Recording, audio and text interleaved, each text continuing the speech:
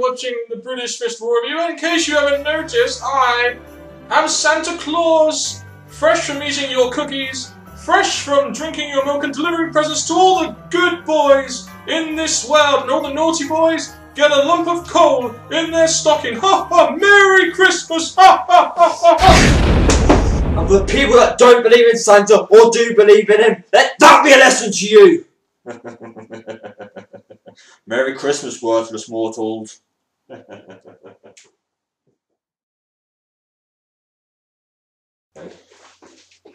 you know where Santa is? We're supposed to be here. It's meant to be. Supposed to be the rundown. Maybe he's still busy. Maybe he's still busy. Maybe he's still delivering presents. But well, at least you got our presents, MJ. I'll say that. I want to say this. Merry Christmas, buddy. It's been a great year, Dan. It's been a fantastic year. Yes, indeed. Do you want to? Do you know what? I'll let you open yours first. To NJ, Merry Christmas from Dan. Ah, how cute. The camera just see what you put on my present. Let's see. Go on. Very delicate opening presents. Yeah, I'm very good at wrapping presents. Pull this one down a bit, be quick. Okay, it's a bit tight. A nice unboxing there, MJ. Yeah, he's not showing away. Oh, WWE logo. It had to be, didn't it? Shawn Michaels heartbreaking triumph. Wah! Love it. Thanks. Do you know what the best thing about this present, guys, is the fact that NJ put "What's up" on it. What's up? Yeah, because he just had to do that. Anyway. Oh. I feel like a little kid again. I feel like a little kid again. Hold on a minute. Oh, I see. I know what you got me. I had a feeling you'd get me this. The true story of WrestleMania. I know you can't see it because it's mirrored. Thank you, Mr. Rout. But yeah, I'm happy with that. Are you happy with that? Very happy. Thank God for that, eh? Heartbreaking. I'm going to watch that later. Same. Anyway, so for all you guys here that's just stumbled in at this sort of present giving, we're going to be giving you a Raw rundown. We thought it was a special little early Christmas present, and because Christmas Day we were going to be busy with family, we put out the Raw rundown today. We didn't really watch the show live or anything, but we did go through the results and the spoilers and stuff, and we do have some thoughts on this show. And WWE, when they give us the encouragement, the need to watch a show live, because at the minute, yes, it's not live this week, but we just still don't feel the need to watch it, even though it's Christmas. Indeed, even though it's Christmas, and we do once again wish you guys out there a very Merry Christmas. And very unfortunate that Santa just couldn't be here for some unknown reason, which we have no idea about. It's a real shame that he has to disappoint us on Christmas, but he's a busy man, he's a busy man. I understand. I mean, he's got bigger fish to fry than being on the British Fist Raw right now, hasn't he? Yes, he does. So if you have any thoughts on this edition of Monday Night Raw, please put them down in the comment section below. The Christmas Eve special. And to be honest, I think the best thing we can really talk about to start off with is none other than the Christmas theme, because that was always going to be important to this show, wasn't it, being a Christmas Eve show? Because when it comes to big holidays within the WWE, they do try to get into the gear of what's going on. Halloween, dressing up, Valentine's Day, Santino's always present, love giving, and then Christmas. They do their best to give it the effect of the time of year. Well, let's have a look and see what they did for this year's Christmas then. So despite the fact we didn't watch this Raw live, some of the stuff we did see though, we saw that they got loads of Christmas themed stuff. Like we said, they had a Christmas tree stage, and they had, they had Lumberjack Frost match and a Miracle on 34th Street. They had Santa in the opening segment, which we'll talk about later on. They had the Superstars singing Christmas songs backstage segments involving Christmas stuff. So I think it's fair to say that if nothing else, at least this show lived up to the theme of being Christmas, which it was Christmas Eve, and it was taped as well, because they need the wrestlers need a break for Christmas. Very true. Even though we didn't watch this Raw show, what it sounded like from the people on Twitter, Facebook, and the spoilers, the carol sing at the beginning from the WWE wrestlers sound entertaining. They all fit into their own character. So for that, I'm probably going to watch it tomorrow. Probably so. So they have plenty of Christmas stuff going on. Like I said, not good enough for us to watch it live, but at least they had the Christmas theme there, with it being Christmas Eve and tomorrow, well, in America now, tomorrow, because officially it's Christmas Day for us here. Santa's already been. I wonder if Santa, actually, I swear I could hear something on the roof. There could be a lot going on. Yeah. Maybe you'll tell us, or maybe we'll find out during the show. Who knows? Let's now move on to the traditional in-ring action and booking segment of the Raw Rundown. We wish you a Merry Christmas. We wish you a Merry Christmas. We wish you a Merry Christmas and a Happy New Year. MJ! What? How could you botch that simple song? It's Christmas and it's all about me. It's New Year. Oh my God, how did you get that right? Anyway, do you know what? Whatever. We'll just go on to the in-ring action and booking. That's probably the most entertaining thing we're going to see on this show. Kane versus Rhodes and Daniel Bryan versus Sandow. The face team won both times. You know, I know it was only a taped edition, but could they not do a little bit better than just giving us singles matches between these two teams? Because we've seen it a lot now. We've seen singles matches between these two a lot. It seems like they're just rotating them around and just being lazy with it again with the tag team division. Well, with the tag team champions getting the win over the ex-number one contenders instead of waiting to the pay-per-view, I don't think that's really fair because they've just lost their title match, if it did happen on main event. And then they lost again in single competition. It's not really doing them any justice, but at least they made it to Raw and actually had a match. Just two singles matches. It's lazy. It's kind of lazy looking. It reminds me of when Truth Boom were the champions. We had a Divas 8-woman tag team match. Caitlyn, Layla, Alicia Fox, Natalya versus Eve, Rosa Mendes, Aksana, and Tamina. Where Caitlyn pinned Eve. They're definitely setting up Caitlyn versus Eve now, aren't they? Kane's finally going to win. I'm going to say that now, but this match I did not care about. But the fact they got more than one Diva involved in the match, I give them credit for that, I guess.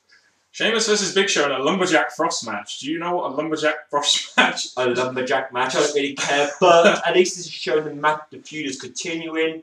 But again, to show the feud is continuing on a special show, they're facing each other. And Sheamus wins clean. Bro kick! he ducks the WND, hits a bro kick. Remind us of old tides come. I'll just say that. David Otunga versus Zack Ryder in a filler match, which Ryder won. Move on. Miz and Cody versus Cesaro and Barrett, once again combining both the mid-card feuds. Barrett finally wins! We'll be discussing that on this week's British Fist Wrestling Rundown. What is he on a 7?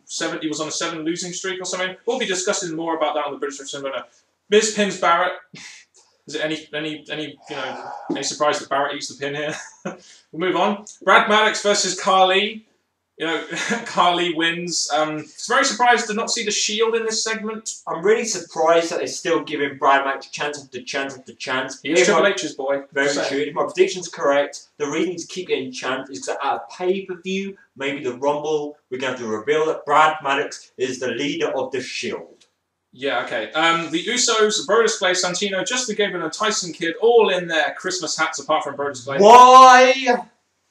No idea, because it's Christmas, I guess. Versus 3MB, Tensai, and Primetime Players. Why? The Usos get the victory here. Why? It's kind of Christmas filler, I guess you could say. Christmas stuffing. Feels that way, yes. The main event was... We'll get more into this in the next segment. John Cena versus Del Rio in a Miracle on 34th Street fight. I remember when they did this last year on the Christmas special, and they had a Miracle on 34th Street fight between Orton and Otunga. Why?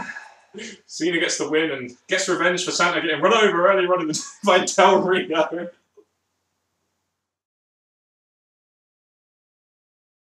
Ho, ho, ho. What? No. What? There's a coming car. Oh, sorry, NJ. Did I run you over there? Did you not hear the sirens? Did you not hear the car turning? Did you not just have a sense of direction, or perception even, like Santa didn't have on Raw when he got run over by a car going 5 miles? How did you not see it? How did Santa not see that car in the opening segment on Raw? What's going on? You'd think his perception would be so much better after riding those sleighs for so many years and landing on roofs of children's houses for so many years. I don't know Del Rio's a fast driver, and the fact that Santa didn't know he was coming was pretty ridiculous. Oh, and yeah, so it looks like Del Rio has been made heel again by running over Santa Claus and potentially ruining Christmas for the millions of kids watching that will probably be terrified by this whole injury angle. I do question that. WWE PG, kill Santa, run over Santa, ridiculous. WWE, what the hell are you thinking? It really scared me with that segment. I thought I wasn't going to be getting my presents. Instead, MJ got me a fantastic present, as you saw earlier on in the review. But yeah, it just seems rather odd, doesn't it, that WWE It was funny though, seeing a car going 5 miles an hour and Santa going. The thing I want to say about this, funny as that was, the cameramen look at kids in the audience going, yeah, what the hell? Kids, look at this, your hero. And then they get the crime scene tape as if it's real. CSI. CSI Miami. Oh, sorry. Oh, Wow. Oh, I can't. I've got the phone. Hello? Shit. It's about Santa. Here we go, people. What happened? Oh, that's why he wasn't at the Raw Rundown. Look, it was Terminator NJ. He broke his neck. Oh my! We're liable. But we have nothing to do with Terminator. What? That's no. Oh my God. Thanks for the update. Thank you. Bye. Just Terminator NJ has broke Santa's neck. What are we gonna do? I can't get serious about this because No, you don't do that to Santa, and this is gonna be hard to get through this. Which do you think was more serious? What we just did there, or what Terminator NJ did there, or what WWE did on Raw? Well, that was a fake Santa. We had the real Santa, so it seemed like. I don't know. You know, I would really hate Del Rio for running over Santa, but I hate Terminator NJ even more. He was meant to be here for our live. I know, for the bloody Raw Rundown. We're supposed to have Santa. Oh, damn. Get well soon, Santa. Get well soon, Santa. We sincerely apologise for this, ladies and gentlemen. We need to. I know, a broken neck. How is he going to make it to next Christmas with a broken neck? That takes sometimes years to rehabilitate. Oh, my neck's hurting just thinking about it. Anyway, we'll just move on. After that injury angle for Santa, looks like Sheamus versus Big Show is continuing, maybe for a 4th match at the Rumble. The fact they continue this feud, even though Big Show's beat him so many times, it looks like they may give Sheamus the win at the end. Because I don't think they'd have Big Show winning each time, continue the feud for no apparent reason, unless it was going to give him back to Sheamus. And we will also be discussing more about Del Rio and the face and the heel and all that kind of stuff. Yeah. More on the rundown, because it's quite confusing as to what his character is now. He was a heel on Raw, he was a face here, face last week, and he's facing Big Show on SmackDown, who's a heel. We don't really know what's going on there. We're going to discuss that in the wrestling rundown. Surprised to see that 2 major storylines on Raw weren't featured that much this week. Yes, you had some backstage segments between Ziggler and AJ, but AJ, Ziggler, Langston weren't really featured in a big way this week. Neither were The Shield. Are you surprised they didn't feature those 2 storylines? Because they're 2 big storylines WWE have right now. At the minute, following Langston taking out Cena, I thought they would follow that up more sometime way down the line. For Langston not to really be there, I'm questioning that, even though the concentration was more on the relationship between AJ and Ziggler. As for The Shield, you do expect them to be there, continuing their dominance. So I was a bit questioning. Yes, it's a tape show, but they should still be there. I guess with it being a tape show, they just thought, let's not write for these guys this week. And give the heels their Christmas time off instead of the faces. Yeah, and let's have Santa get run over so we can scare all the kids at home. Anyway, let's move on to now the main talking points of this week's edition of Raw. Silent night, holy night, Raw's 20th anniversary show is in a few weeks. The main event will be a TLC match with Ryback and Punk. Ryback and Punk is going to be at the 20th anniversary of Raw as the main event in a TLC match. That should be a decent... You got to think, though, without the fact they haven't had that match at TLC and a TLC match, you're probably going to expect it at some point, especially on a big Raw like that one. It's good we're introducing this with the singing and a song that elaborates to this feud. But the thing about this is, yes, Ryback still wants his TLC match, but the fact that TLC pay-per-views come and gone, he could have chose any match, a cage match, a street fight, a last man standing, he could choose anything. So I'm kind of going against Ryback's logic here of what he should choose to face Punk with. Especially seeing as it's an ODQ match, it means the Shield can get involved.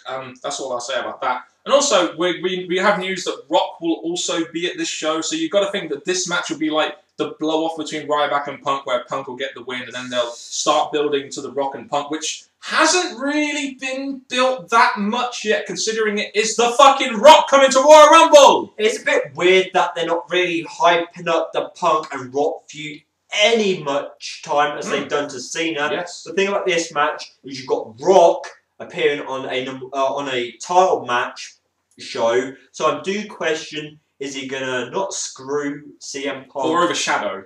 I think he's gonna do something in that match because Ryback and Rock are gonna be clashing on the same show, so I expect something to happen. So it could be quite interesting what they do with the main event. You know, it was interesting what the Schlag Daddy said on his 3 Days of Christmas one when he talks about Punk being a mid-card champion. Compare the build for Rock and Cena to Rock and Punk, and there's literally been nothing there, is there? They haven't really talked about it.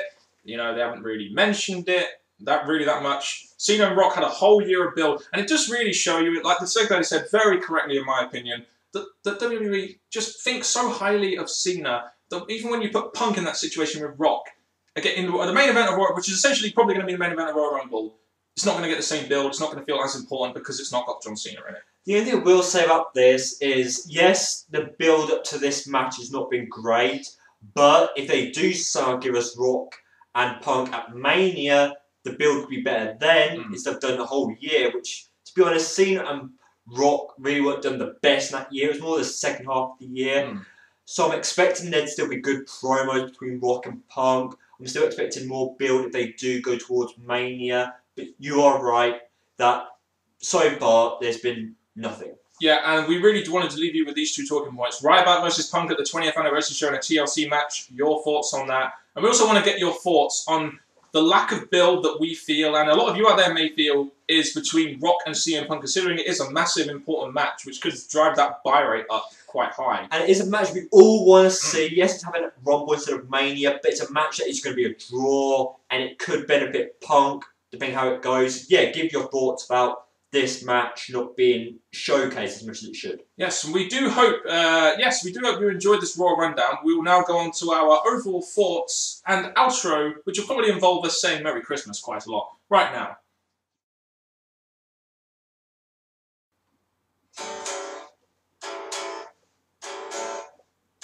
The moon is right. The spirit's up. We're here tonight, and that's enough. Simply having a wonderful Christmas time. Simply having a wonderful Christmas time. So thank you very much for watching this review, or Raw Rundown as we like to call it. Have a very Merry Christmas from us, the British Christmas. We hope that your Christmas wishes come true and that your presents you get are the ones that you actually want. And hope you enjoyed Raw, hope you enjoyed our rundown, and please, please, please, from the bottom of our hearts, and from us, the British Biz, we say, hope you've had a great Christmas and a great New Year, and please, stay safe. Indeed. Comment down below, and we'll see you next time for whatever the hell video is next. I think it's Q&A, so there we go.